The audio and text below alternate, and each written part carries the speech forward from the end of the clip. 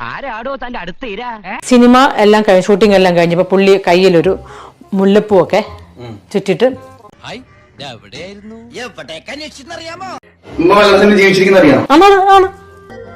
പ്രതിഭയാണ്, പ്രതിഭാസമാണ്. മീഡിയമാരെല്ലാരും എന്നെ തേടിയെത്തുവോ? എന്തുകൊണ്ട് സിനിമ നിർത്തി, എന്തുകൊണ്ട് വഴക്കുണ്ടാക്കി പോന്നു? അപ്പൊ ഞാൻ പറയണ വേണ്ടയോ?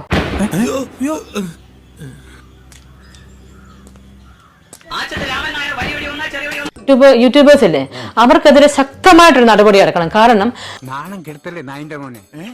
ബാലേന്ദ്രൻ ഇത്രക്കാരനാണോ എന്നുള്ള ഒരു കാഴ്ചപ്പാട് ജനങ്ങളിലുണ്ടാകും. കാരണം എന്നെ ഇതോട് കുത്തി ആരാണ് നടി എന്ന് പറയാൻ പറ്റുമോ മാഡത്തിന്?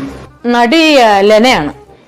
സോറി സർ, ഇതൊക്കെ കേസായി മാറിയിരുന്നുവെങ്കിൽ എനിക്ക് വേണ്ടി മാത്രം ഒരു കോടതി തന്നെ തുടങ്ങേണ്ടി വന്നേനെ. ബാലേന്ദ്രമേനോന്റെ വൈഫായിട്ട് അഭിനയിക്കുന്നത് ലെനയാണ്. ഞാൻ നിന്നെ മനഃപൂർവ്വം ചതിക്കുന്നു എനിക്ക് തോന്നുന്നുണ്ട്.